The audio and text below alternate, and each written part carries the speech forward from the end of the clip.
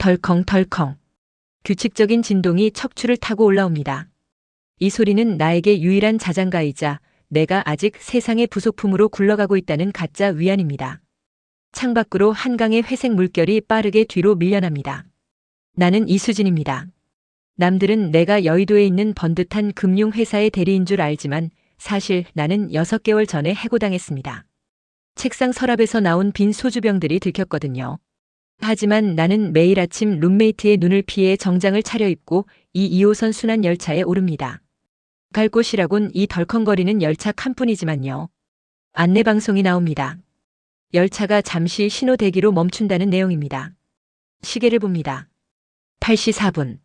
정확하네요. 열차는 항상 이 지점 성수동 외곽의 주택가 뒤편에서 속도를 줄입니다. 내 눈은 자연스럽게 선로변에 바짝 붙은 붉은 벽돌의 2층 주택 15번지로 향합니다. 저기 있네요. 내가 세상에서 가장 부러워하는 부부. 나는 그들에게 내 마음대로 이름을 붙여주었습니다. 남자는 태우, 여자는 세아. 물론 진짜 이름은 모릅니다. 알 필요도 없죠. 그저 그들이 보여주는 그림이 중요하니까요. 오늘도 그들은 테라스에 나와 있습니다.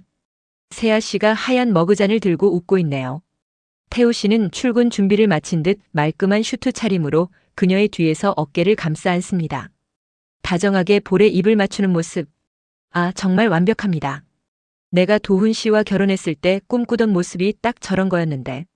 우리는 아이를 원했지만 생기지 않았고 나는 술에 빠졌고 결국 도훈 씨는 나를 떠났죠. 지금 그는 저 15번지 집에서 불과 4블록 떨어진 아파트에서 새 아내와 갓 태어난 아기와 살고 있습니다. 내가 망쳐버린 현실과는 다르게 저 15번지의 태우와 세아는 영원히 행복할 것 같습니다. 그들은 내 삶의 대리만족이자 희망입니다. 저런 사랑은 세상에 분명히 존재한다는 증거니까요. 나는 가방에서 텀블러를 꺼냅니다. 주변 승객들은 모닝커피라고 생각하겠지만 이건 편의점에서 산 화이트 와인입니다. 뚜껑을 열자 알싸한 향이 코끝을 스칩니다. 한 모금 넘기니 떨리던 손이 조금 진정되는 것 같습니다. 창밖을 다시 봅니다. 세아 씨가 태우 씨의 옷매무새를 다듬어주고 있습니다. 그녀의 표정은 평온 그 자체입니다. 근심이라곤 하나도 없는 얼굴. 그녀는 알까요? 매일 아침 8시 4분마다 덜컹거리는 이 쇠창살 안에 갇힌 한 여자가 자신을 신처럼 숭배하며 훔쳐보고 있다는 사실을요. 열차가 다시 움직이기 시작합니다. 끼익하는 소음과 함께 15번지 주택이 시야에서 멀어집니다. 행복한 세아 씨의 미소도 듬직한 태우 씨의 등도 사라집니다. 다시 차가운 열차 안입니다. 유리창에 비친 내 얼굴이 보입니다. 푸석푸석한 피부, 핏기 없는 입술, 초점 없는 눈동자. 나는 황급히 눈을 돌렸습니다. 저 패배자를 마주하고 싶지 않아서요. 와인을 한 모금 더 마십니다. 오늘 하루도 이렇게 남의 인생을 훔쳐보며 견뎌내야 합니다. 내일 아침 8시 4분이 올 때까지요. 금요일입니다. 일주일 중 가장 견디기 힘든 날이죠. 주말이 되면 남편들이 집에 머물 테니 태우 씨와 세아 씨도 테라스에 잘 나오지 않거든요. 게다가 주말엔 전 남편 도훈이 사는 동네를 서성거릴 핑계도 사라집니다. 아침부터 속이 쓰립니다. 어제도 기억이 나지 않을 만큼 마셨습니다. 휴대폰을 확인하니 도훈에게 건 부재중 전화가 5통. 제발 음성 메시지만은 남기지 않았기를 기도하며 열차 차창에 머리를 기댑니다. 8시 4분. 열차가 속도를 줄입니다. 습관처럼 고개를 들어 15번지 집을 찾습니다. 그런데 오늘은 분위기가 다릅니다. 태우 씨가 보이지 않습니다. 대신 세아 씨가 테라스에 있는데 혼자가 아닙니다. 낯선 남자와 함께 있습니다. 뒷모습만 보이지만 태우 씨는 절대 아닙니다. 키가 훨씬 크고 머리숱도 더 많습니다. 누굴까요? 오빠나 동생? 그때 충격적인 장면이 내 눈을 찔렀습니다. 그 남자가 세아 씨의 허리를 감싸 안더니 입을 맞춥니다. 가벼운 인사가 아닙니다. 아주 진하고 노골적인 키스입니다. 세아 씨도 거부하지 않습니다. 오히려 남자의 목에 팔을 두르고 더 깊이 파고듭니다. 순간 머릿속에서 무언가가 와장창 깨지는 소리가 들렸습니다. 배신. 더러운 배신. 손에 쥔 텀블러가 찌그러질 듯 힘이 들어갑니다. 심장이 미친 듯이 뜁니다. 윤세아, 너마저. 너마저 이러면 안 되잖아. 나는 내가 완벽한 줄 알았어. 세상의 모든 더러운 것들과는 무관한 순결하고 행복한 여자인 줄 알았다고. 그런데 내가 감히 그 완벽한 남편을 두고 바람을 피워 나를 버리고 딴 여자와 놀아난 내 전 남편 도훈이랑 똑같은 짓을 하고 있는 거야? 분노가 치밀어 오릅니다. 마치 내가 배신당한 당사자가 된 것처럼 온몸이 부들부들 떨립니다. 저 여자는 자기가 가진 행복이 얼마나 과분한 건지 몰라요. 안락한 집, 사랑해주는 남편, 평온한 일상. 나는 술 때문에 모든 걸 잃고 지옥을 헤매고 있는데 고작 저런 놈이랑 놀아나려고 그 모든 걸 시궁창에 버려. 열차가 다시 속도를 냅니다. 더러운 불륜의 현장이 뒤로 사라집니다. 나는 텀블러에 남은 와인을 단숨에 들이켰습니다. 부족해. 더 마셔야 해. 이 더러운 기분을 씻어내려면 독한 술이 필요합니다. 그날 밤 나는 집에 들어가지 않았습니다. 소주 2병을 사서 비틀거리는 걸음으로 15번지 주택이 있는 동네로 향했습니다. 세아, 아니 그 여자를 만나서 따지고 싶었습니다. 당신 남편이 얼마나 좋은 사람인지 아느냐고 정신 차리라고 소리치고 싶었습니다. 역에서 내려 어두운 터널을 지났습니다. 비가 추적추적 내리기 시작했습니다. 머릿속이 빙글빙글 돕니다. 가만 안 둘 거야. 다 말해버릴 거야. 내 입에서 이런 말이 튀어나왔던 것 같기도 합니다. 그리고 그 뒤로는 암전입니다. 필름이 끊겨버렸습니다. 다음 날 아침 눈을 떴을 때 나는 침대 위가 아니었습니다. 피비린내가 진동하는 화장실 바닥에 웅크리고 있었습니다. 머리가 깨질 듯이 아파 거울을 보니 이마가 찢어져 피가 엉겨 붙어 있고 입고 나갔던 흰 블라우스는 흙투성이에 핏자국까지 묻어 엉망입니다. 도대체 무슨 일이 있었던 거지? 넘어졌나? 아니면 싸웠나? 그때 거실 TV에서 뉴스 속보가 흘러나옵니다. 어젯밤 서울 성동구 주택가에서 30대 여성이 실종되어 경찰이 수사에 나섰습니다. 실종자는 인근 주민 윤지은 씨로. 화면에 뜬 사진. 윤지은. 내가 세아라고 불렀던 바로 그 여자입니다. 그녀가 사라졌습니다. 그리고 나는 피투성이가 된 채 깨어났습니다. 덜덜 떨리는 손으로 내 옷에 묻은 피를 내려다봅니다. 설마 내가 그녀를 해친 걸까요? 머리가 깨질 듯이 울립니다. 숙취는 나에게 친구나 다름없는 익숙한 고통이지만 오늘 아침의 두통은 질감이 다릅니다. 정수리부터 목덜미까지 쇠망치로 내려치는 듯한 둔탁한 통증. 그리고 명치 끝에 걸린 듯한 불길한 예감. 나는 떨리는 손으로 화장실 바닥에 묻은 핏자국을 휴지로 벅벅 문질러 닦았습니다. 이 붉은 선혈이 내 것인지 아니면 실종된 윤지은 씨의 것인지 알 수 없다는 사실이 나를 미치게 만듭니다. 피 묻은 블라우스는 검은 비닐봉지에 넣어 쓰레기통 깊숙한 곳, 젖은 음식물 쓰레기 봉투 아래에 처박았습니다. 아무 일도 없었던 거야. 그냥 술 마시고 넘어져서 다친 거야.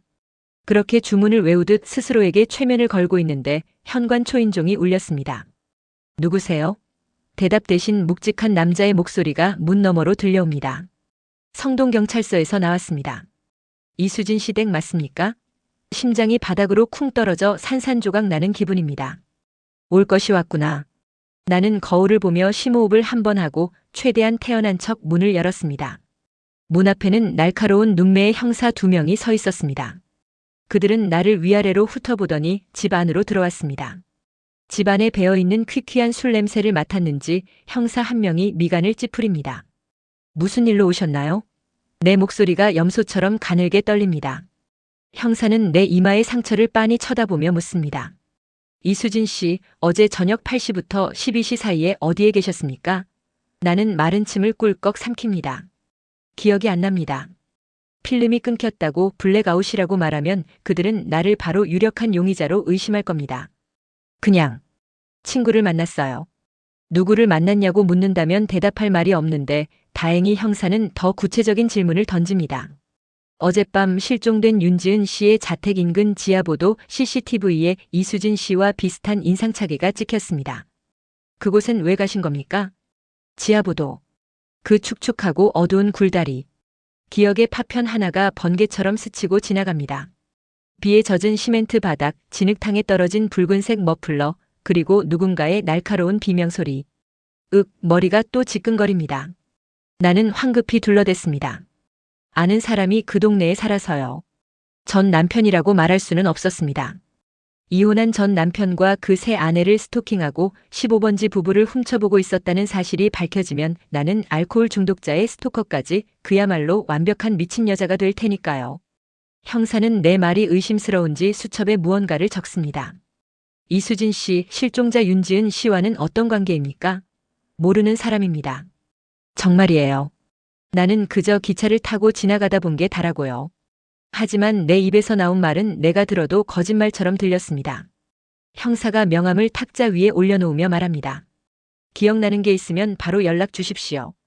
그리고 당분간 연락이 닿는 곳에 계셔야 합니다. 참고인 조사 차원에서 다시 부를 수 있습니다. 그들이 나간 뒤 나는 다리에 힘이 풀려 주저앉았습니다. 그들은 알고 있습니다. 내가 어젯밤 그곳에 있었다는 걸. 어쩌면 내가 윤지은 씨를 해쳤다고 확신하고 증거를 찾고 있을지도 모릅니다. 아니야, 나는 살인자가 아니야. 나는 그저 술주정뱅이일 뿐이라고. 하지만 내 오른손 주먹 관절이 까맣게 멍들어 있는 건 어떻게 설명해야 할까요? 이건 무언가를 아주 세게 가격했을 때 생기는 상처입니다. 벼? 전봇대? 아니면 사람? 도대체 어젯밤 나는 그 어둠 속에서 누구를 만난 걸까요? 공포가 내 목을 조여옵니다. 경찰이 다녀간 후 공포는 서서히 다른 감정으로 변해갔습니다. 억울함 그리고 기묘한 사명감. 내가 죽이지 않았어. 나는 목격자야. 그래, 나는 범인이 아니라 목격자일지도 몰라. 어제 아침 기차에서 본 장면이 다시 떠올랐습니다. 윤지은 씨가 테라스에서 낯선 남자와 키스하던 그 장면. 범인은 그 남자일 겁니다. 불륜 상대. 치정에 얽힌 싸움 끝에 여자를 해치고 사라진 거야. 그렇다면 남편인 태우 씨, 아니 뉴스에서 본 진짜 이름 김민혁 씨는 아무것도 모르고 있을 겁니다. 아내가 바람을 피웠다는 것도 그 내연남이 아내를 해쳤을지도 모른다는 것도. 나는 그를 도와야 합니다. 그에게 진실을 알려줘야 합니다. 그리고 내 혐의도 벗어야 합니다. 나는 옷장에서 가장 단정한 옷을 꺼내 입고 짙은 화장으로 창백한 안색과 이마의 상처를 가렸습니다. 그리고 무작정 15번지 집으로 향했습니다. 현관 앞에 서니 심장이 입 밖으로 튀어나올 것 같습니다. 내가 지금 무슨 짓을 하는 거지? 하지만 되돌아가기엔 늦었습니다. 나는 떨리는 손가락으로 초인종을 눌렀습니다. 잠시 후 인터폰 너머로 지친 남자의 목소리가 들립니다. 누구십니까? 나는 침을 꿀꺽 삼키고 미리 연습한 거짓말을 내뱉었습니다. 안녕하세요, 저. 지은이 친구예요. 이수진이라고 합니다. 문이 열리고 기차 안에서만 보던 그 남자가 내 눈앞에 서 있습니다. 김민혁. 가까이서 보니 훨씬 더 잘생겼지만 며칠 새 10년은 늙은 사람처럼 수척해 보입니다. 턱에는 거뭇한 수염이 자랐고 눈은 붉게 충혈되어 있습니다. 그는 의아한 표정으로 나를 바라봅니다. 지은이에게 수진이라는 친구가 있다는 얘기는 처음 듣는데요. 당연하죠. 우리는 일면식도 없으니까요. 나는 최대한 슬프고 진지한 표정을 지으며 거짓말의 미로 속으로 발을 내디뎠습니다. 예전에 미술 학원 다닐 때 알던 사이예요. 잠시 연락이 끊겼다가 최근에 다시 연락이 닿았는데 뉴스를 보고 너무 놀라서 찾아왔어요. 혹시 제가 도울 일이 있을까 해서요. 그는 잠시 망설이더니 나를 집 안으로 들였습니다. 집 안은 밖에서 보던 것만큼이나 완벽하게 꾸며져 있었지만 주인 잃은 냉기가 감돌았습니다. 거실 벽에 걸린 그들의 다정한 웨딩 사진이 내 가슴을 찔렀습니다. 내가 그토록 동경했던 태우와 세아의 완벽한 세계가 여기 있습니다. 하지만 이제 그 세계는 깨져버렸습니다. 차를 내오며 그가 한숨을 쉬며 말합니다. 경찰은 가출 가능성도 열어두고 있더군요. 하지만 지은이는 그럴 사람이 아니에요. 우린 아무 문제 없었으니까요. 정말 행복했습니다. 아무 문제 없었다고? 정말 행복했다고? 나는 찻잔을 쥔 손에 힘을 주었습니다. 당신 아내는 당신이 출근한 직후에 다른 남자를 테라스로 끌어들여 키스를 했어. 당신은 철저히 속고 있었던 거야. 이 말을 지금 해야 할까? 아니면 타이밍을 봐야 할까? 입술이 달싹거렸습니다. 저기 민혁 씨. 사실은 지은 씨가 최근에 고민이 좀 있어 보였어요. 혹시 지피는 사람 없으세요? 예를 들면 주변에 지은 씨에게 접근하던 남자라든가. 내 조심스러운 질문에 민혁 씨의 눈빛이 흔들렸습니다. 순간적인 분노일까요? 아니면 당황일까요? 그가 찻잔을 탁 내려놓으며 날카롭게 되묻습니다. 그게 무슨 말입니까? 지은에게 다른 남자가 있었다는 뜻인가요? 수진 씨가 뭘 알고 있는 겁니까? 아차, 너무 성급했습니다. 하지만 멈출 수 없습니다. 나는 이미 돌아올 수 없는 강을 건넜으니까요. 나는 그저 걱정이 돼서요. 지은 씨가 며칠 전에 누군가 자기를 감시하는 것 같다고 무섭다고 했거든요. 이건 반은 진실입니다. 내가 그녀를 매일 아침 감시했으니까요. 민혁 씨는 머리를 감싸쥐며 괴로워합니다. 나는 그의 어깨에 손을 올리고 싶은 충동을 느꼈습니다. 기차 창문 너머로 훔쳐보던 나의 완벽한 남편. 이제 그는 내 앞에 있고 상처받은 그를 위로해줄 사람은 오직 나뿐입니다. 윤지은이 사라진 이 빈자리를 어쩌면 내가 채울 수 있지 않을까 하는 불경스러운 상상이 고개를 듭니다. 저기, 민혁 씨? 내 입에서 나온 그의 진짜 이름이 낯설게 느껴집니다. 내 머릿속에서 그는 여전히 태우인데 현실의 그는 김민혁입니다. 뉴스 앵커가 또박또박 발음하던 실종자의 남편 이름. 식탁 맞은편에 앉은 민혁 씨가 고개를 듭니다. 그의 눈은 핏발이 서 있고 손톱은 물어뜯은 듯 거칠어 보입니다. 내가 알던 테라스 위에 여유롭고 다정한 남자가 아닙니다. 그는 지금 무너져 내리고 있습니다. 그는 나를 빤히 쳐다보다가 입을 엽니다. 수진 씨라고 했나요? 지은이가. 제 아내가 그런 고민을 털어놓던가요? 감시당하는 것 같다고? 구체적으로 누구라고 말 안 했습니까? 지은. 윤지은. 내가 세아라고 불렀던 그녀의 진짜 이름. 나는 마른 침을 삼키며 고개를 끄덕였습니다. 거짓말을 진실처럼 보이게 하려면 약간의 구체적인 디테일이 필요합니다. 네. 며칠 전에 만났을 때 그랬어요. 누군가 자꾸 집 쪽을 쳐다보는 것 같다고. 그리고 남편분에게는 절대 말 못할 고민이 있는 눈치였어요. 뭔가 숨기는 게 있는 사람처럼요. 민혁 씨의 표정이 순식간에 일그러집니다. 그는 주먹으로 식탁을 콱 내려쳤습니다. 찻잔이 달그락거리며 소름 끼치는 소리를 냅니다. 그 새끼야. 그 의사놈이 분명해. 의사? 예상치 못한 단어에 귀가 번쩍 뜨입니다. 내가 기차에서 봤던 그 키스하던 남자가 의사란 말입니까? 나는 흥분을 감추고 최대한 조심스럽게 물었습니다. 의사라니요? 혹시 지은 씨가 어디 아파서 병원에 다녔나요? 그는 머리를 쓸어 넘기며 거칠게 한숨을 내쉽니다. 지은이가 불면증 때문에 상담 치료를 받고 있었어요. 최기훈이라고 이 동네에서 꽤 유명한 정신과 의사입니다. 그런데 언젠가부터 지은이가 그 병원 가는 날만 되면 옷차림에 신경을 쓰고 평소엔 안 뿌리던 향수를 뿌리더군요. 환자와 의사 사이라기엔 직감적으로 뭔가 이상했습니다. 빙고. 내 예감이 맞았습니다. 금요일 아침 테라스에서 지은 씨와 키스하던 그 남자는 최기훈이라는 정신과 의사였던 겁니다. 그렇다면 범인은 남편인 민혁 씨가 아니라 그 내연남일 가능성이 높습니다. 불륜 관계가 들통날까봐 혹은 지은 씨가 이별을 통보해서 홧김에 저지른 범죄. 시나리오가 딱 맞아떨어집니다. 나는 묘한 안도감을 느꼈습니다. 내가 범인이 아니라는 희망이 생겼으니까요. 민혁 씨 경찰에게 이 이야기를 했나요? 그 의사가 의심스럽다고요. 했죠. 몇 번이나 말했습니다. 하지만 경찰은 그 인간 알리바이가 확실하답시고 귓등으로도 안 들어요. 그 시간에 학회 세미나에 있었다나 뭐라나. 경찰은 오히려 저를 의심하는 눈치예요. 부부싸움 끝에 홧김에 그런 거 아니냐고 제 차 블랙박스나 뒤지고 있다고요. 그는 억울함에 목소리가 높아집니다. 나는 그에게서 강렬한 동질감을 느꼈습니다. 나도 기억이 없는 시간 때문에 범인으로 몰릴 위기에 처해 있으니까요. 억울한 용의자들. 우리는 한 배를 탄 셈입니다. 나는 결심했습니다. 내 누명을 벗고 이 남자의 억울함을 풀어주기 위해서라도 그 의사를 직접 만나봐야겠습니다. 제가 도와드릴게요. 지은 씨 친구로서 가만히 있을 수가 없네요. 제가 그 의사를 한번 만나볼게요. 민혁 씨가 의아한 눈으로 나를 봅니다. 수진 씨가요? 어떻게요? 환자인 척하고 가면 되죠. 저도 상담이 좀 필요하거든요. 가서 그 남자가 어떤 사람인지 지은 씨에 대해 뭐라고 하는지 슬쩍 떠볼게요.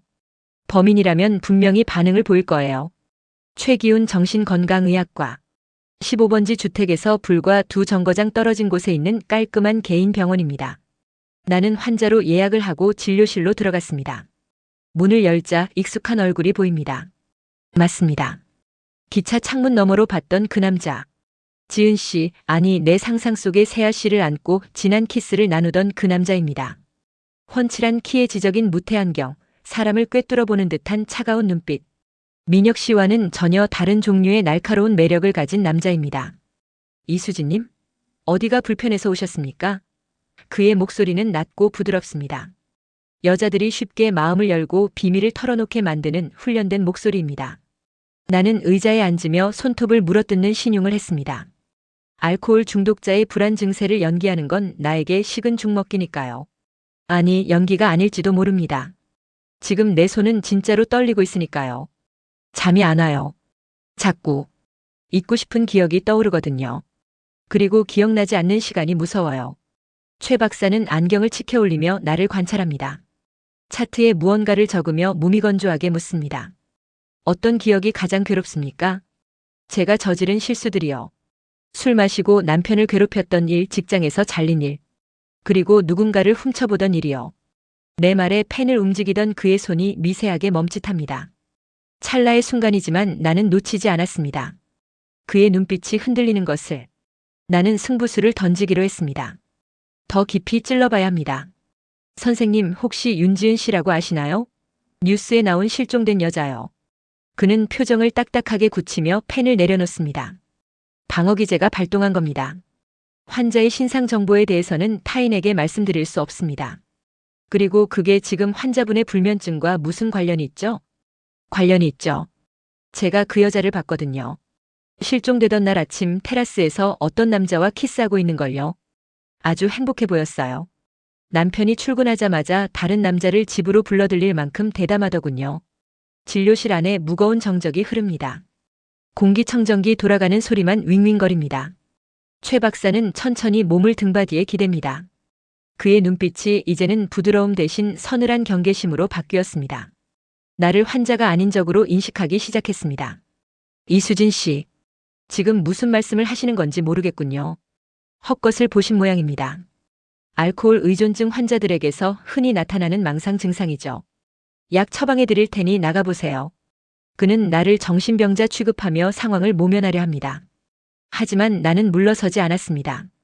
아니요, 똑똑히 봤어요. 그 남자의 뒷모습. 그리고 지금 선생님이 차고 있는 그 시계. 그날 그 남자가 손목에 차고 있던 거랑 똑같은 브랜드네요. 사실 시계는 짐작입니다. 하지만 그의 반응을 떠보기엔 충분합니다. 그가 자리에서 벌떡 일어납니다. 의자가 뒤로 밀리며 드르륵 소리를 냅니다. 진료는 여기까지 하겠습니다. 당장 나가주세요. 안 그러면 경찰을 부르겠습니다. 경찰? 범죄자가 경찰을 부르겠다니 우습군요.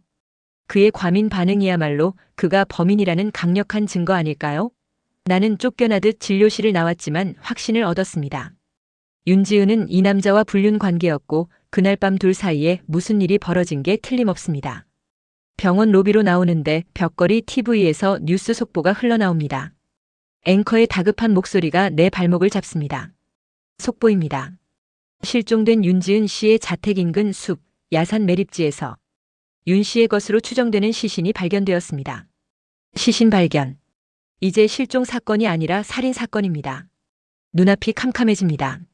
다리에 힘이 풀려 그 자리에 주저앉을 뻔했습니다. 그런데 그때 내 주머니 속 휴대폰이 진동합니다. 발신자 표시 제한. 전화를 받자 기계적으로 변조된 듯한 목소리가 들려옵니다. 거짓말쟁이. 내가 죽였잖아. 나는 내가 그날 밤 터널에서 한 짓을 다 봤어. 여보세요? 여보세요? 누구야 당신? 휴대폰을 귀에 댄 채 소리를 질렀지만 상대방은 이미 전화를 끊었습니다. 뚜뚜뚜. 끊어진 신호음이 마치 내 심장 박동 소리처럼 귓가를 때립니다. 내가 죽였잖아. 그 기계적인 목소리가 머릿속에서 메아리칩니다. 다리에 힘이 풀려 병원 로비 한복판에 주저앉을 뻔했습니다. 주변 사람들이 힐끔거리며 지나갑니다. 저들의 눈에는 내가 그저 뉴스 속보를 보고 충격받은 시민처럼 보이겠죠. 하지만 나는 지금 살인범으로 지목당했습니다. 얼굴도 모르는 누군가에게. 나는 도망치듯 병원을 빠져나왔습니다. 대낮에 서울거리는 활기차고 소란스럽습니다.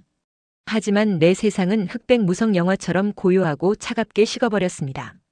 윤지은이 죽었다. 시신으로 발견됐다. 그리고 누군가는 내가 범인이라고 말한다. 혹시 정말 나일까? 블랙아웃. 그 저주받은 4시간의 공백. 내가 술김에 그녀를 찾아가 몸싸움을 벌이다가 돌을 집어들었을지도 모른다는 상상이 뱀처럼 스르락 내 뇌리를 파고듭니다. 내 옷에 묻어있던 피, 멍든 주먹, 그리고 터널에서의 기억. 아니야, 그럴 리 없어. 나는 벌레 한 마리도 못 죽이는 사람이야. 술만 마시면 조금. 아니, 많이 과격해지긴 하지만 살인은 아니야. 그놈이 거짓말을 하는 거야. 나를 범인으로 몰아가려는 진짜 범인의 수작질일 거야. 그래, 최기훈.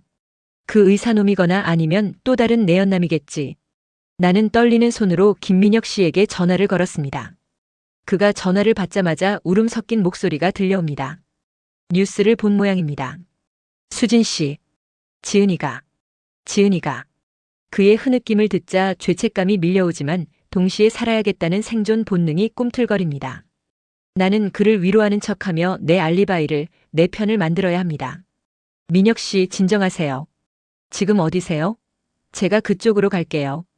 드릴 말씀이 있어요. 최기훈 그 의사. 제가 만나봤는데 너무 수상해요. 나는 택시를 잡아 타고 15번지 집으로 향했습니다. 차창 밖으로 보이는 풍경이 낯설게 일그러집니다. 모든 사람이 나를 손가락질하는 것만 같습니다. 저 여자가 죽였어. 알코올 중독자 주제에. 아니야, 나는 아니야. 나는 목격자일 뿐이야.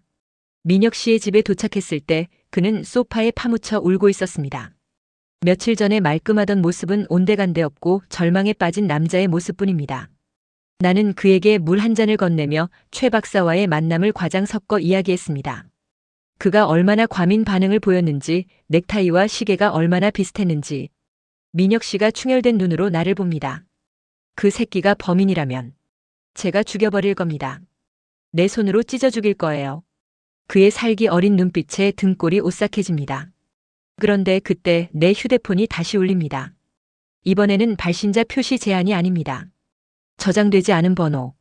하지만 나는 직감했습니다. 경찰서입니다. 여보세요? 성동경찰서 강력팀입니다. 이수진 씨, 지금 어디십니까? 윤지은 씨 사건 관련해서 추가로 확인할 게 있으니 지금 당장 서로 나와주셔야겠습니다. 형사의 목소리가 전보다 훨씬 딱딱하고 차갑습니다. 참고인 조사가 아니라 피의자 신문 같은 말투. 민혁 씨가 나를 쳐다봅니다. 누구냐는 듯한 눈빛. 나는 침을 꿀꺽 삼키며 거짓말을 했습니다. 회사에서 급한 연락이 왔네요. 민혁 씨, 저 가봐야 할 것 같아요. 나중에 다시 올게요. 나는 도망치듯 그의 집을 나왔습니다. 경찰이 나를 부른 이유가 뭘까요? 시신에서 내 지문이라도 나온 걸까요? 아니면 그 협박 전화를 건 놈이 경찰에 제보라도 한 걸까요? 택시를 타고 경찰서로 가는 내내 나는 기도했습니다. 제발 기억이 돌아오게 해주세요. 아니, 차라리 영원히 기억나지 않게 해주세요. 만약 진짜 내가 범인이라면 나는 그 사실을 감당할 수 없을 테니까요. 취조실 공기는 차갑고 건조합니다. 영화에서 보던 것처럼 어둡지는 않지만 형광등 불빛이 너무 적나라해서 더 숨이 막힙니다. 내 앞에는 지난번에 집에 찾아왔던 그 형사가 앉아 있습니다. 그는 아무 말 없이 서류를 넘기며 시간을 끌고 있습니다. 내 피를 말려 죽일 작정인가 봅니다. 나는 애써 태어난 척하며 깍지 낀 손을 허벅지 사이에 끼워 넣었습니다. 손떨림을 들키지 않으려고요. 이수진 씨, 지난번에 지하보도에 간 이유가 아는 사람을 만나러 갔다고 하셨죠? 형사가 드디어 입을 엽니다. 나는 고개를 끄덕였습니다. 네, 그랬죠.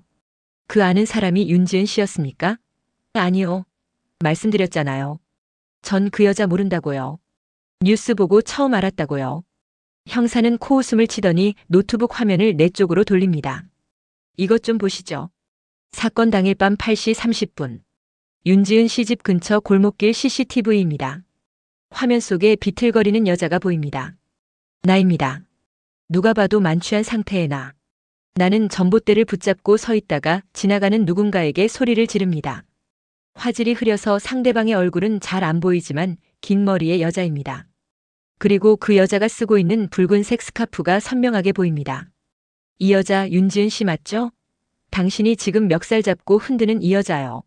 내 심장이 쿵 하고 내려앉습니다. 화면 속에 나는 악귀처럼 소리를 지르고 있습니다. 여자가 뿌리치고 도망가자 나는 비틀거리는 걸음으로 그녀를 쫓아갑니다. 터널 쪽으로. 기억 안 납니다. 저거 저 아니에요. 아니, 제가 맞더라도 사람 잘못 본 거겠죠. 사람을 잘못 봐요? 그럼 이 소리는 뭡니까? 형사가 오디오 파일을 재생합니다. 지지직거리는 잡음 섞인 소리. 하지만 내 목소리는 분명합니다. 죽여버릴 거야. 너 같은 년은 죽어야 해. 행복할 자격 없어. 내 목소리입니다. 악에 받쳐 비명을 지르는 내 목소리. 그리고 이어지는 둔탁한 타격음과 비명소리. 형사가 재생을 멈춥니다. 이래도 기억이 안 납니까? 당신이 윤지은 씨를 쫓아가서 돌로 머리를 내리친 거 아닙니까? 피해자 두개골 함몰 부위랑 당신이 쥐고 흔들던 짱돌 사이즈가 딱 맞는데? 아니야. 그럴 리 없어. 내가 죽였다고? 내가? 저는 그냥 전 남편의 아내인 줄 알았어요. 술에 취해서 착각한 거예요. 정말이에요. 전 남편의 아내. 그게 무슨 소리입니까? 제 남편이 바람나서 재혼했거든요. 그 여자가 저 근처에 살아요. 저는 그 여자인 줄 알고. 변명이 구차하게 이어집니다. 하지만 형사의 눈빛은 흔들리지 않습니다. 그는 나를 살인자로 확신하고 있습니다. 이수진 씨, 당신 옷에서 나온 혈은 DNA 분석 들어갔습니다. 결과 나오면 빼도 박도 못합니다. 지금이라도 자백하시죠. 술김에 우발적으로 그랬다고 하면 정상 참작이라도 될 테니까. 아니라고요. 전 안 죽였어요. 나는 책상을 치며 일어났습니다. 억울합니다. 정말 억울해서 미칠 것 같습니다. 나는 죽이지 않았습니다. 맹세코 때린 기억은 없습니다. 소리 지른 건 맞아요. 쫓아간 것도 맞을지 모릅니다. 하지만 죽이진 않았어. 그런데 내 기억 속의 마지막 장면. 터널 안에서 내가 본 것은 피 흘리는 윤지은이 아니라 다른 무언가였습니다. 그때 취조실 문이 벌컥 열리고 다른 형사가 들어옵니다. 그의 표정이 묘합니다. 김 형사님 잠깐 나와 보셔야겠습니다. DNA 결과 나왔습니다. 내 앞에 형사가 나를 노려보며 밖으로 나갑니다. 나는 유리창 너머로 그들이 심각하게 대화하는 모습을 봅니다. 결과가 나왔다고? 내 옷에 묻은 피가 윤지은의 것이라고 나왔을까요? 그렇다면 나는 이제 끝입니다. 잠시 후 형사가 다시 들어옵니다. 그의 표정이 아까와는 완전히 다릅니다. 당혹감과 혼란이 뒤섞인 얼굴. 이수진 씨, 옷에 묻은 피 윤지은 씨 거 아닙니다. 제 피가 아니라고요? 형사의 말에 멍해집니다. 내 옷을 붉게 물들였던 그 많은 피가 죽은 윤지은 씨의 것이 아니랍니다. 형사는 씁쓸한 표정으로 결과지를 책상에 던집니다. 당신 피랍니다. 그리고 소량 섞여 있는 타인의 DNA가 있는데 남성입니다. 데이터베이스에 없는 신원 미상의 남자고요. 그 말인즉슨 나는 그날 밤 누군가를 죽인 게 아니라 누군가에게 죽도록 맞았다는 뜻입니다. 머리가 띵합니다. 살인 용의자에서 피해자로 신분이 바뀌는 순간입니다. CCTV 속 난동은 폭행치사 혐의가 아니라 단순 폭행이나 주취 소란 정도로 축소될 겁니다. 결정적인 살인 증거가 사라졌으니까요. 형사는 아쉬운 듯 혀를 찹니다. 운 좋은 줄 아세요. 일단 귀가 좋지 합니다.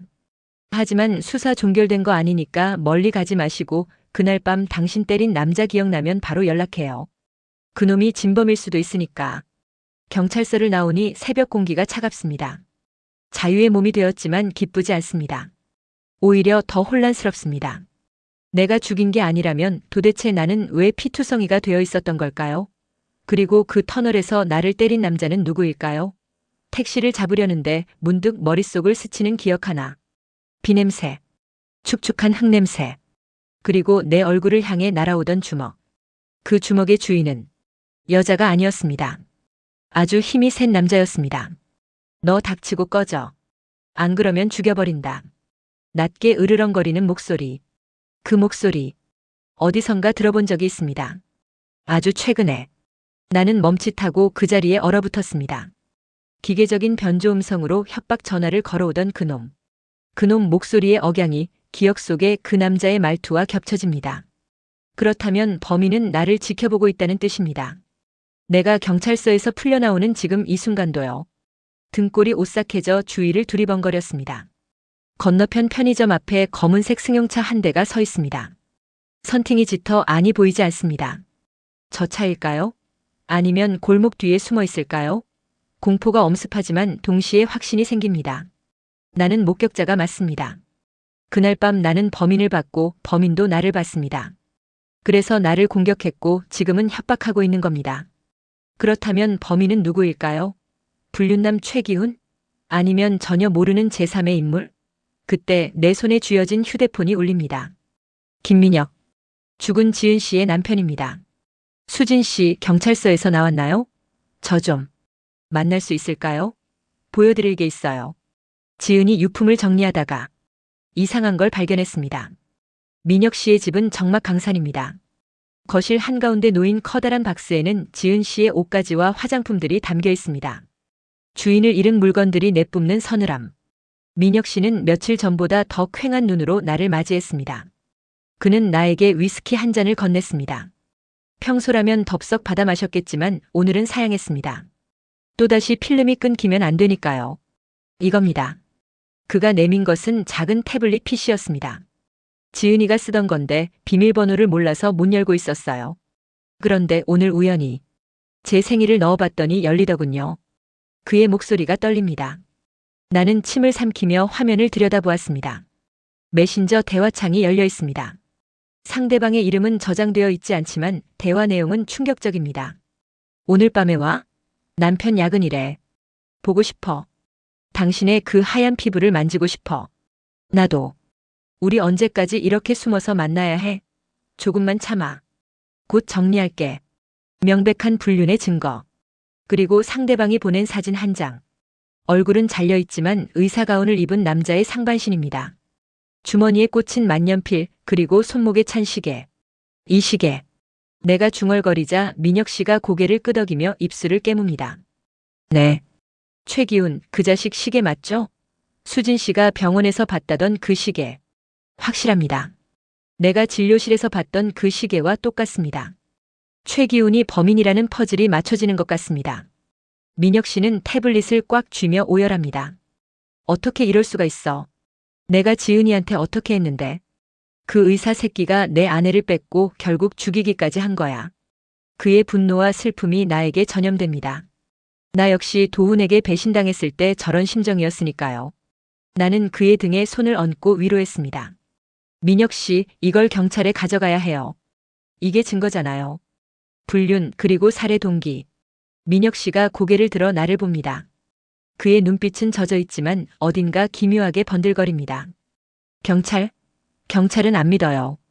저번에도 말했잖아요. 그놈 뒤에 뭐가 있는지 알리바이가 너무 완벽해요. 수진 씨가 도와주세요. 제가요? 제가 뭘 할 수 있죠? 수진 씨는 그놈 얼굴을 알잖아요. 병원에 환자로 위장해서 다시 가주세요.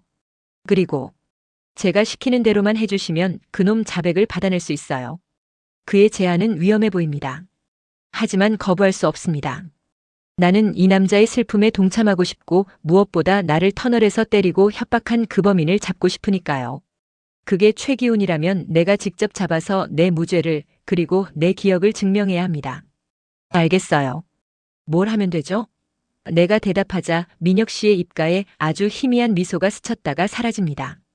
착각일까요? 그 미소가 어쩐지 소름 끼치게 느껴진 건 고마워요, 수진 씨. 당신밖에 없어요. 그 시각 15번지 주택 밖 어둠 속에서 누군가 이 집을 지켜보고 있습니다. 차가운 빗줄기를 맞으며 그는 휴대폰을 꺼내 어딘가로 문자를 보냅니다. 미끼를 물었어. 다시 최기훈 정신과입니다. 심장이 터질 것 같이 뜁니다. 나는 지금 환자가 아니라 협박범 연기를 하러 왔습니다. 민혁 씨가 시킨 대로 해야 합니다. 그래야 진범을 잡고 나를 때린 그놈의 정체도 밝힐 수 있습니다. 나는 덜덜 떨리는 손을 주머니에 찔러 넣고 진료실 문을 열었습니다. 최 박사는 나를 보자마자 미간을 찌푸립니다. 또 당신이냐는 표정입니다. 이수진 씨, 경찰 부르겠다고 경고했을 텐데요.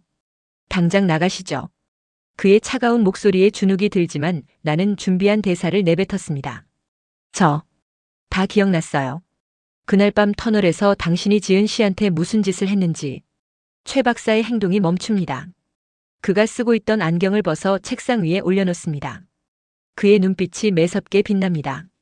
무슨 소설을 쓰고 있는 겁니까? 기억이 났다니요? 시침이 떼지 마세요. 당신이랑 지은 씨 불륜 관계였잖아요. 태블릿에서 다 봤어요. 당신이 보낸 문자, 사진. 민혁 씨가 다 가지고 있다고요. 나는 일부러 목소리를 높였습니다. 그를 당황하게 만들어 실토하게 하려는 민혁 씨의 작전입니다. 제가 입 다물어주는 대가로 얼마를 주실 수 있죠? 저 돈 필요하거든요. 내 도발에 최 박사가 자리에서 벌떡 일어납니다. 그런데 그의 반응이 예상과 다릅니다. 당황하거나 두려워하는 기색이 없습니다. 오히려 그는 어이가 없다는 듯 헛웃음을 터뜨립니다. 김민혁 그 자식이 결국 당신을 이용하는군요.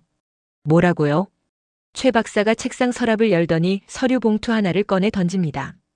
이수진 씨, 당신이 본 그 태블릿 지은이가 저한테 맡겨놨던 겁니다. 남편이 하도 의심하고 감시해서 증거 인멸할까봐 무섭다고 저한테 가져왔었어요. 그런데 며칠 전에 병원에 도둑이 들어서 그 태블릿만 훔쳐갔습니다. 범인이 누굴까요? 머리가 멍해집니다. 민혁 씨는 우연히 비밀번호를 풀었다고 했는데 훔친 거라고요? 거짓말. 당신이 불륜남이잖아. 지은 씨랑 키스하는 거 내가 봤는데. 키스요? 그날 아침 테라스 말씀하시는군요. 지은이가 남편 때문에 너무 힘들어서 울고 있길래 제가 위로 차원에서 안아주고 이마에 입 맞춰준 게 답니다.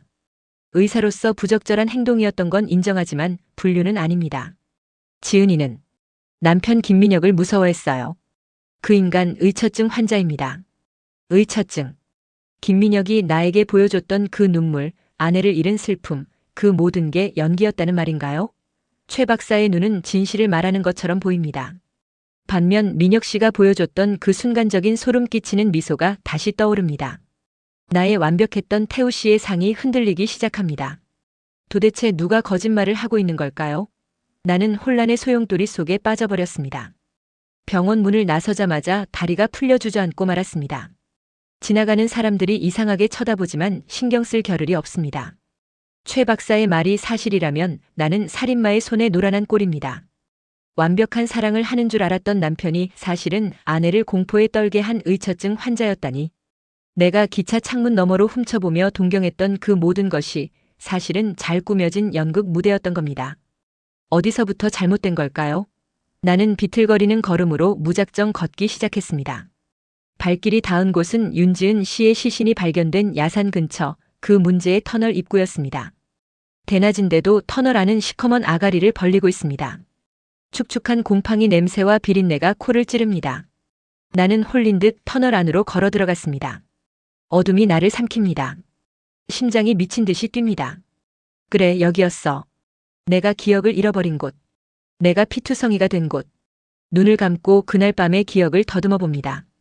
빗소리. 술에 취해 비틀거리는 나. 그리고 저 앞에도 비틀거리는 여자 윤지은. 나는 그녀를 향해 소리를 질렀습니다. 야, 윤지은. 너 행복하지? 너 다 가졌지? 내 목소리가 터널 벽에 부딪혀 메아리칩니다. 그런데 그때였습니다. 어둠 속에서 누군가가 튀어나왔습니다. 여자가 아닙니다. 남자입니다. 그 남자가 윤지은의 머리채를 휘어잡습니다. 지은 씨의 비명소리. 나는 놀라서 달려갔습니다. 말려야 한다는 생각뿐이었습니다. 나는 남자의 팔을 붙잡고 늘어졌습니다. 이거나. 당신 뭐야? 그 순간 남자가 뒤돌아보며 주먹을 휘둘렀습니다. 퍽. 내 안면을 강타하는 충격. 나는 바닥에 나뒹굴었습니다. 정신이 혼미해지는 와중에 나는 보았습니다. 가로등 불빛에 반짝이는 무언가를. 남자의 왼손 약지에 낀 금반지. 기억의 파편이 폭풍처럼 밀려옵니다. 최기훈 의사는 시계를 차고 있었습니다. 반지가 아니라요. 그럼 그 반지의 주인은? 그때 주머니 속 휴대폰이 요란하게 울립니다. 발신자 표시 제한. 또 그놈입니다. 나는 떨리는 손으로 전화를 받았습니다. 여보세요. 스피커 너머로 들려오는 목소리. 기계음이 섞여 있지만 이제는 알 수 있습니다. 그 목소리의 억양 숨소리. 수진 씨. 내가 시키는 대로 잘하고 있는 거지. 그 의사 자식 겁 좀 먹었어? 민혁 씨의 목소리입니다. 그 다정했던 태우 씨의 목소리가 나를 협박하던 그 악마의 목소리와 겹쳐집니다. 그가 나를 감시하고 있었던 겁니다. 내 기억이 돌아올까봐, 내가 진실을 알게 될까봐. 나는 터널 바닥에 주저앉아 오열했습니다. 내가 동경했던 완벽한 남자.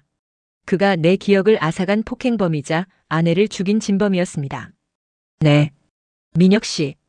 겁 좀 먹은 것 같아요. 그 의사 당황해서 횡설수설하더라고요. 나는 떨리는 입술을 꽉 깨물며 최대한 침착하게 대답했습니다.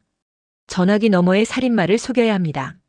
지금 내가 모든 것을 알아차렸다는 사실을 들키면 나는 이 어두운 터널 안에서 두 번째 피해자가 될지도 모릅니다. 민혁 씨의 목소리가 한층 부드러워집니다. 잘했어요, 수진 씨. 역시 수진 씨는 내 편이군요. 지금 어디예요? 내가 데리러 갈까요? 우리 집에서 같이 저녁 먹으면서 이야기해요. 앞으로의 계획도 짜야죠. 그의 제안은 초대가 아니라 소환장처럼 들립니다. 거절하면 의심할 겁니다. 나는 도망치고 싶은 본능을 억누르며 승낙했습니다. 호랑이 굴로 들어가야 호랑이를 잡을 수 있습니다. 그가 방심한 틈을 타 결정적인 증거를 찾아내야 합니다. 네, 갈게요. 집으로. 전화를 끊자마자 나는 휴대폰 녹음 기능을 켰습니다. 그리고 지난번 경찰서에서 받아온 담당 형사의 명함을 꺼내 속옷 안쪽에 숨겼습니다. 만약의 사태를 대비해야 합니다.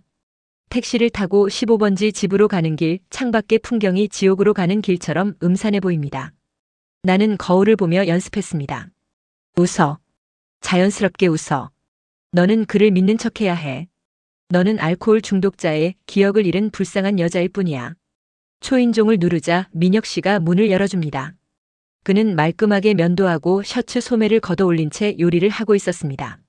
스테이크 굽는 냄새가 집안을 채우고 식탁에는 와인 2잔이 놓여 있습니다.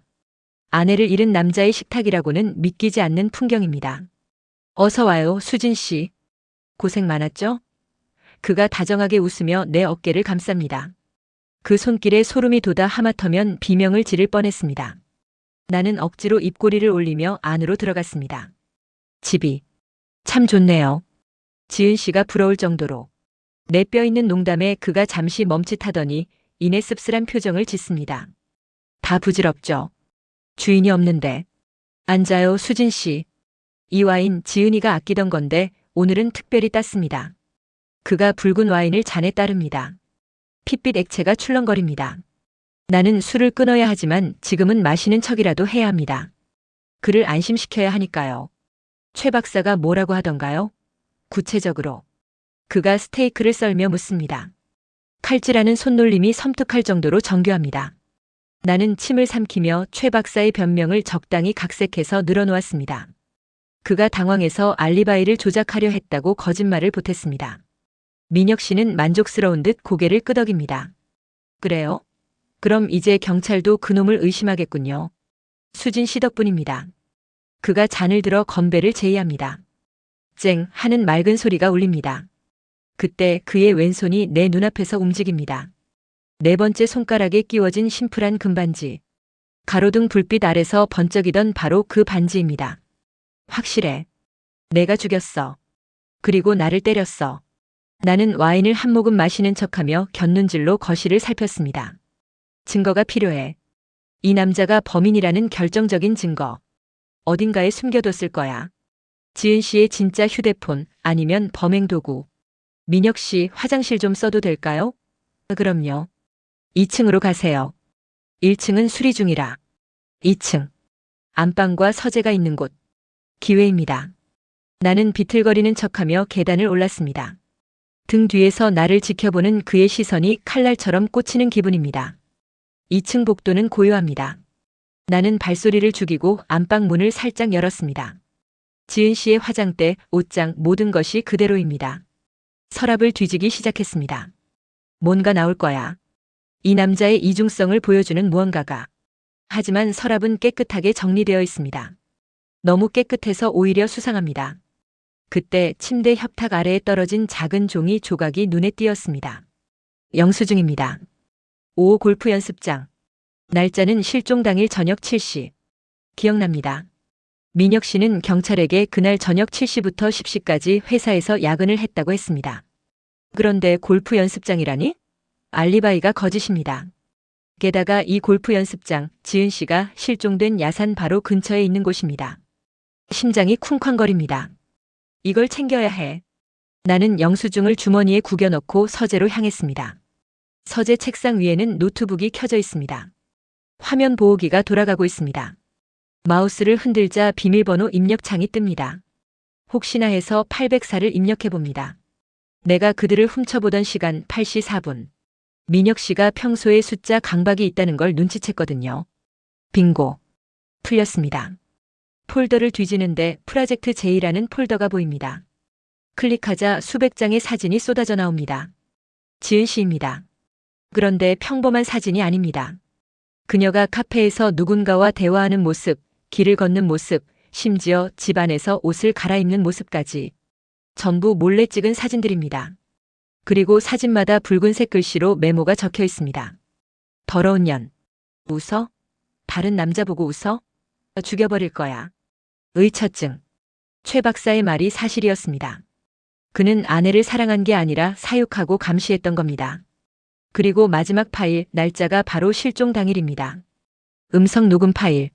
재생 버튼을 누르자 지은 씨의 울부짖는 목소리가 흘러나옵니다. 제발 그만해. 나 숨막혀서 못 살겠어. 이혼해줘. 그리고 이어지는 민혁 씨의 차가운 목소리. 이혼? 넌 절대 나 못 떠나. 죽어서나 나갈 수 있을까? 재밌어? 남의 일기장 훔쳐보는 기분이? 등 뒤에서 들려오는 목소리에 내 심장이 멈추는 것 같습니다. 천천히 고개를 돌리자 문틀에 기대선 민혁 씨가 서 있습니다. 한 손에는 와인잔을, 다른 한 손에는 골프채를 들고 있습니다. 그의 얼굴에서 사람 좋은 미소는 완전히 사라졌습니다. 차갑고 무정한 눈동자. 기차 창문 너머로 내가 동경했던 그 완벽한 남편은 사실 악마였습니다. 수진 씨, 내가 말했잖아. 넌 내 편이어야 한다고. 왜 시키지 않은 짓을 해? 응? 그가 천천히 다가옵니다. 골프채가 바닥을 긁으며 끼익 소리를 냅니다.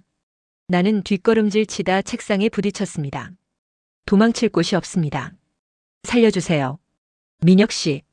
아무한테도 말 안 할게요. 글쎄. 알코올 중독자의 말을 누가 믿어줄까?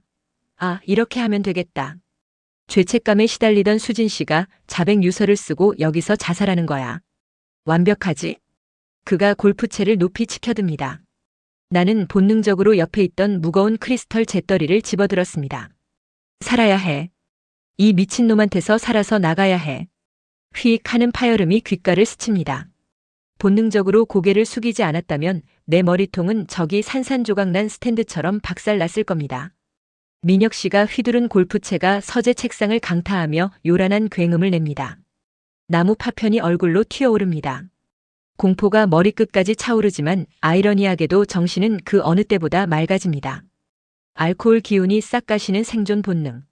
나는 손에 쥐고 있던 크리스털 재떨이를 있는 힘껏 그에게 집어던졌습니다. 둔탁한 소리와 함께 그가 이마를 부여잡고 주춤합니다. 정통으로 맞았습니다. 붉은 피가 그의 손가락 사이로 흘러내립니다. 이 틈입니다. 나는 뒤도 돌아보지 않고 방문을 박차고 나갔습니다. 계단을 굴러 떨어지듯 내려가며 현관을 향해 달렸습니다. 등 뒤에서 짐승 같은 포효가 들려옵니다. 거기 안 서? 잡히면 죽여버릴 거야. 갈기갈기 찢어 죽일 거라고. 그의 목소리가 뇌관을 건드린 걸까요? 달리는 내 머릿속에서 그날 밤 터널의 기억이 폭죽처럼 터져나옵니다. 비 내리던 밤. 터널 안.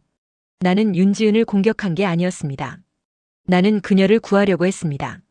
어둠 속에서 지은 씨를 무자비하게 폭행하던 남자, 그게 바로 김민혁이었습니다.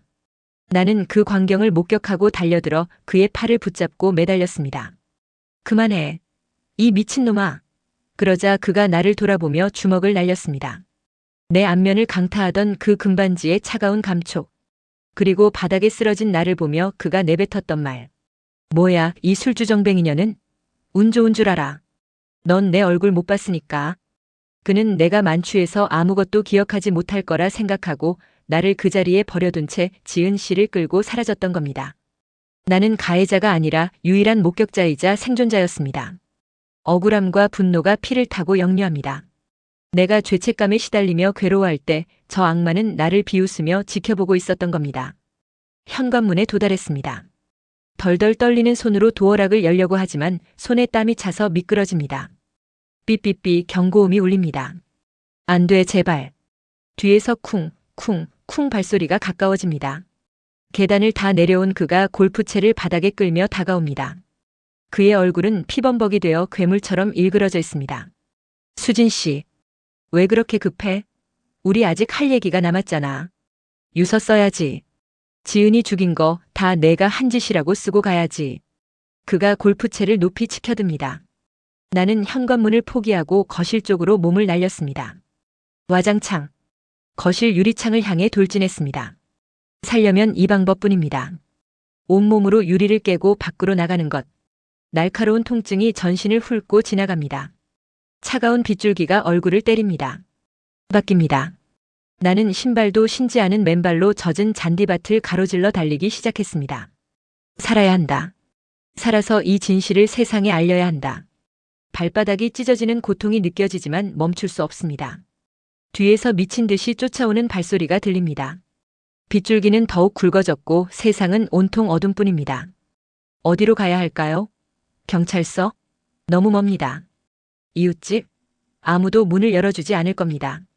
그때 멀리서 둔탁한 경적 소리가 들려옵니다. 뿌우 마이너스. 기차 소리입니다. 매일 아침 내가 탔던 그 통근 열차는 아니지만 화물 열차나 야간 열차가 지나가는 선로가 이 집 바로 뒤편에 있습니다. 나는 본능적으로 선로 쪽을 향해 달렸습니다. 가파른 언덕을 기어오르다시피 올라가자 자갈이 깔린 철길이 나타납니다. 저 멀리서 기차의 헤드라이트 불빛이 안개 속을 뚫고 희미하게 보입니다. 헉헉. 숨이 턱끝까지 차오릅니다. 비에 젖은 옷이 무겁게 나를 짓누릅니다. 수진 씨, 어디가? 위험하게. 바로 등 뒤입니다. 민혁 씨가 언덕을 뛰어 올라왔습니다. 그는 지치지도 않는지 골프채를 지팡이처럼 짚고 서서 나를 노려봅니다. 비에 젖은 그의 머리카락이 얼굴에 달라붙어 섬뜩함을 더합니다. 그만해. 더 도망칠 곳도 없잖아. 그냥 인정해. 내가 죽였다고. 어차피 넌 알코올 중독자 쓰레기잖아. 내 인생 이미 끝난 거 아니었어? 내가 도와주는 거야. 편하게 가게. 그가 한 발자국씩 다가옵니다. 나는 뒷걸음질 치다 자갈에 미끄러져 엉덩방아를 찧었습니다. 선로의 차가운 금속성이 손바닥에 닿습니다. 아니, 난 쓰레기 아니야. 그리고 내가 죽인 거 아니야.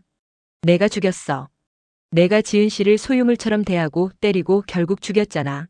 나는 다 봤어. 내 외침에 그의 표정이 싸늘하게 식습니다. 다 봤다고? 그래, 봤겠지. 그 빌어먹을 기차 안에서 훔쳐봤겠지. 너 같은 관음증 환자들이 문제야. 남의 인생 기웃거리면서 대리 만족이나 하는 주제에. 그가 골프채를 들어올립니다. 기차 소리가 점점 커집니다. 쿵, 쿵, 쿵, 쿵. 땅이 울립니다. 기차가 다가오고 있습니다. 잘 가, 이수진. 기차에 치여 죽은 걸로 위장하면 깔끔하겠네. 그가 채를 휘두르려는 찰나 나는 손에 잡힌 자갈 한 줌을 그의 눈을 향해 뿌렸습니다. 치졸한 방법이지만 지금은 이것밖에 없습니다. 악! 그가 눈을 감싸며 비명을 지릅니다. 나는 그 틈을 타자리에서 일어나 그를 들이받았습니다. 온 힘을 다해 내 인생의 모든 분노를 담아서 우리는 엉겨붙은 채 비탈길 아래가 아닌 반대편 선로 쪽으로 굴렀습니다. 기차의 경적 소리가 고막을 찢을 듯이 울립니다. 눈앞이 하얗게 변할 정도로 강렬한 헤드라이트 불빛이 우리를 덮칩니다. 살아야 해. 나는 그의 옷자락을 놓으며 옆으로 몸을 굴렸습니다. 하지만 민혁 씨는 중심을 잃고 비틀거립니다. 그의 당황한 얼굴 위로 거대한 기차의 그림자가 드리워집니다. 쾅! 굉음과 함께 질주하던 화물 열차가 스쳐 지나갑니다. 바람 압력에 내 몸이 붕 떴다가 바닥으로 내동댕이 쳐집니다. 쇳소리와 바람소리가 모든 것을 삼켜버립니다.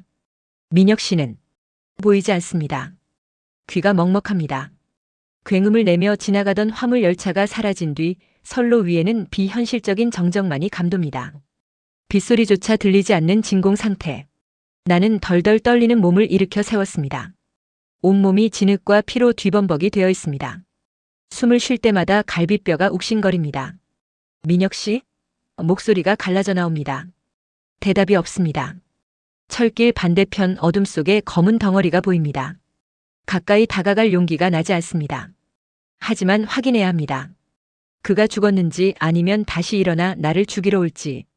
비틀거리며 다가간 그곳에는 더 이상 인간의 형상이라고 부르기 힘든 무언가가 널브러져 있습니다. 열차에 스치듯 부딪혀 튕겨나간 충격은 치명적이었습니다. 꺾인 팔다리, 공허하게 하늘을 향해 열린 눈. 내가 동경했던 완벽한 남편 김민혁의 끝은 비참했습니다. 다리에 힘이 풀려 주저앉았습니다. 눈물이 나지 않습니다. 그저 허탈한 웃음만 새어나옵니다. 끝났어. 정말 끝났어. 얼마나 지났을까요? 멀리서 사이렌 소리가 들려옵니다. 붉고 푸른 경광등 불빛이 빗줄기를 가르며 다가옵니다. 경찰차와 구급차. 누군가 신고를 한 모양입니다. 경찰들이 선로 위로 뛰어 올라옵니다.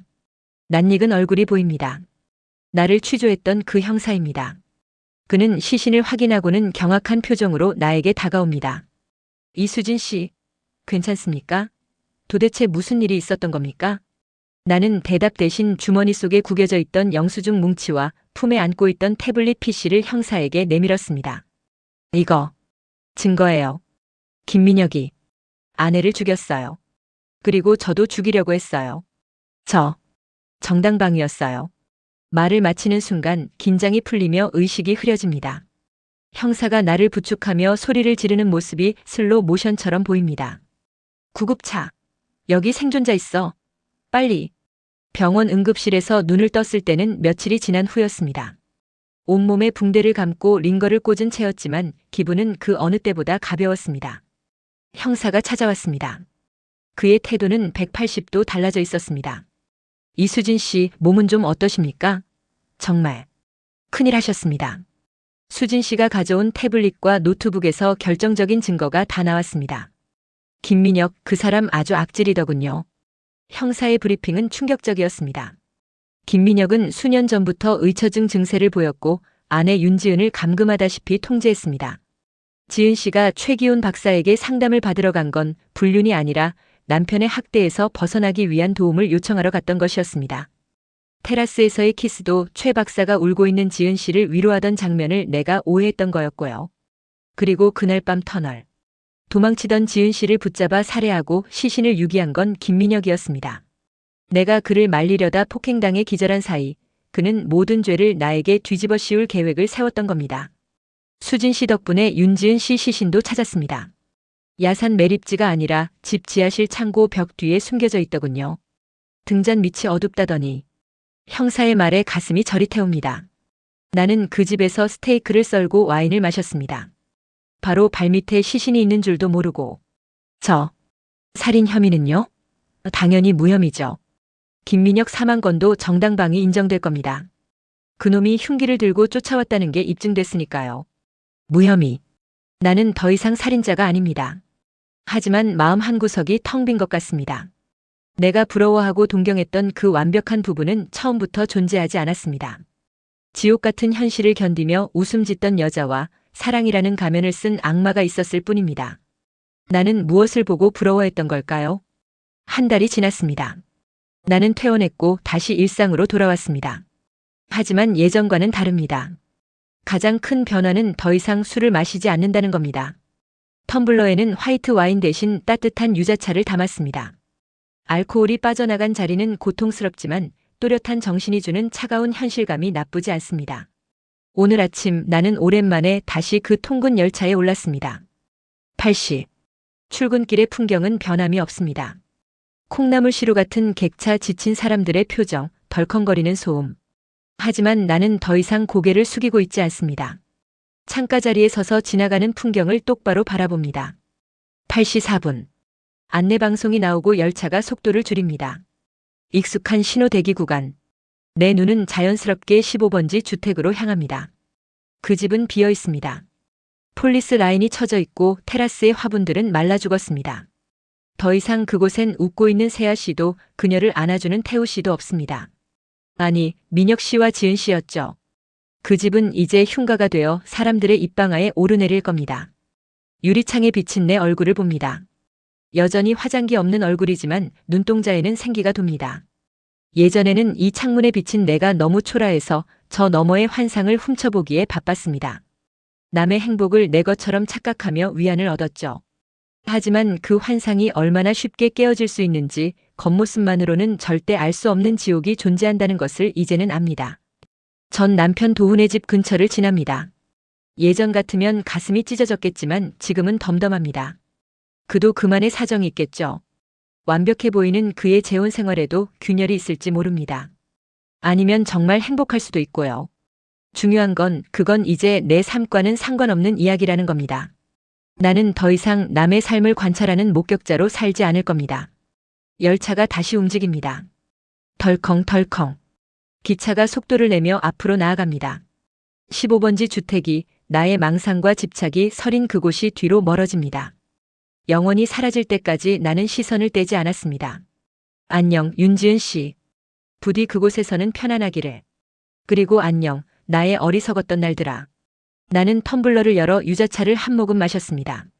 달콤하고 따뜻한 액체가 식도를 타고 내려갑니다. 오늘 면접이 있습니다. 작은 출판사의 편집직입니다.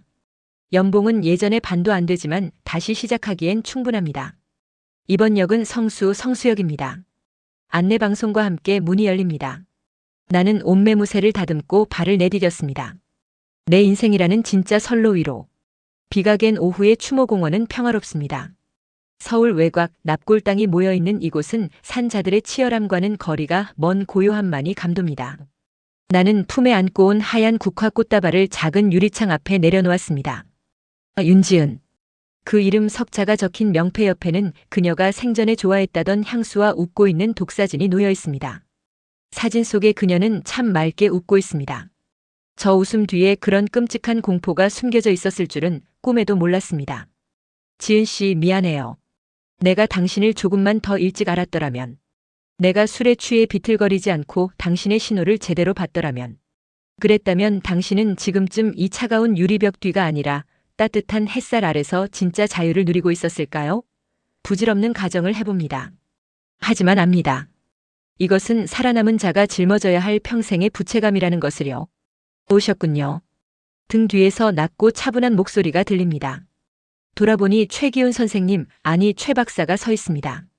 검은색 코트를 입은 그는 한층 수척해 보입니다. 그 역시 죄책감이라는 병을 앓고 있는 환자처럼 보입니다.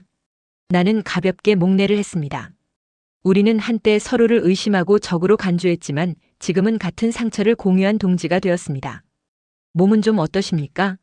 재활 치료는 잘 받고 계시고요? 그가 묻습니다.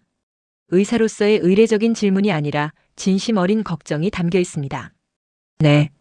술도 끊었고 운동도 다시 시작했어요. 선생님은요? 병원은 당분간 문을 닫았습니다. 환자의 고통을 제대로 들여다보지 못한 의사가 누구를 치료할 수 있겠습니까? 저도 지은 씨가 보내던 신호를 무시했습니다. 남편이 무섭다 살려달라던 그 말을 그저 우울증 증세로만 치부했죠. 제가 더 적극적으로 개입했다면. 그가 말을 잇지 못하고 고개를 떨굽니다. 그의 주먹 쥔 손이 하얗게 질려 있습니다. 나는 조용히 다가가 그의 옆에 섰습니다. 선생님 탓이 아니에요. 우리는 모두 두려웠던 거예요. 선생님은 의사 면허가 날아갈까봐, 저는 제 비루한 현실이 들킬까봐. 우리는 각자의 감옥에 갇혀서 지은 씨의 비명을 외면했던 거죠. 하지만 적어도 마지막엔 진실을 밝혔잖아요. 민혁 씨가 죗값을 치르게 했고요. 지은 씨도 우리를 용서했을 거예요. 내 서툰 위로에 그가 씁쓸하게 웃습니다. 우리는 나란히 서서 유리창 너머의 지은 씨를 바라보았습니다. 기차 창문 너머로 훔쳐볼 때는 몰랐던 진짜 그녀의 얼굴을 마주합니다. 완벽하지 않아도 상처투성이어도 그녀는 살아있어야 했습니다. 바람이 불어옵니다. 국화 꽃잎 하나가 바닥으로 떨어집니다. 이제 가야 할 시간입니다. 나는 최 박사에게 작별 인사를 건넸습니다. 건강하세요. 그리고 다시는 병원에서 환자로 만나지 말자고요, 우리. 네. 이수진 씨도요. 부디 이제는 행복한 것만 보시길 바랍니다. 그의 뒷모습이 멀어집니다. 나는 다시 한번 지은 씨의 사진을 눈에 담았습니다. 안녕, 나의 새아. 나의 환상이자 아픈 손가락. 당신의 죽음이 내 남은 생을 구원했습니다. 이 빚 잊지 않고 열심히 살아서 갚을게요. 다시 아침 8시 4분입니다.